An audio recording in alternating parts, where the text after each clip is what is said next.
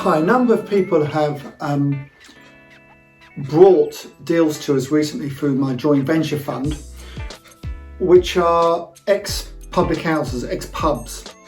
And although a pub is closed, it doesn't necessarily mean you're going to get planning. Of course, if it's already got planning, we'll definitely look at it, because a lot of these pubs make really good houses. And I've done a number of pubs across the UK over the years where we've bought them without planning and sorted the planning out, but it's very, very challenging and difficult, especially if it's the last pub in the village. It's the last pub in the village.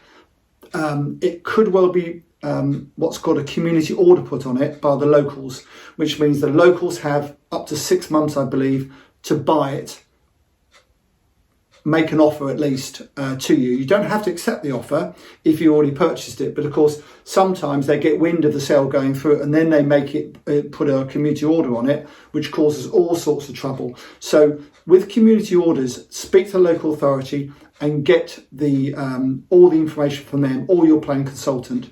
But it's very, very important. Just because it looks like it could be a nice house, if it hasn't got planning to do so, then they can be very difficult. Also, a lot of them are listed buildings, and that causes more problems as well. As I said, we're happy to do them on joint venture basis if they've got planning. If they haven't got planning, it's very difficult. The last one in the village, super difficult. Now, also, you might look at a pub and think, well, it's got a huge car park. Now, it might look big, but if you think, well, I'll tell you what I'll do, I'll retain the pub and rent it out as a pub, and I'll develop the car park. That is possible.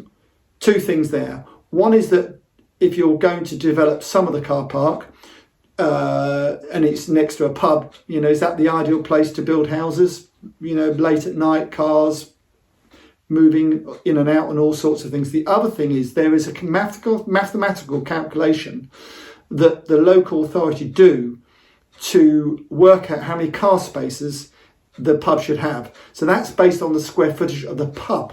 So if it's a large pub, for instance, the mathematical calculation probably means that all the car park will be taken up anyway. So don't think just because it's got a massive car park, you can build on the car park, even if you keep the pub open. So please, with pubs, be very, very careful.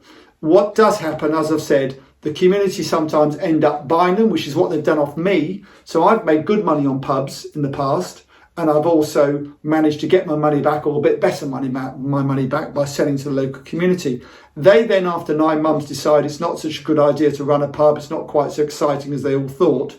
And guess what? It's back on the market sometimes. So, if a pub is empty and it's been empty probably for 2 years and there's no community order on it, then you're probably going to be okay. But you have to prove that it's not required by the local community, basically. So be careful. Good luck with pubs. I'm not that keen to do anymore. However, if you've got one, you want to joint venture with us with it, then if you go to John Howard jointventurefund.co.uk, we'll take a look and we'll get back to you very quickly.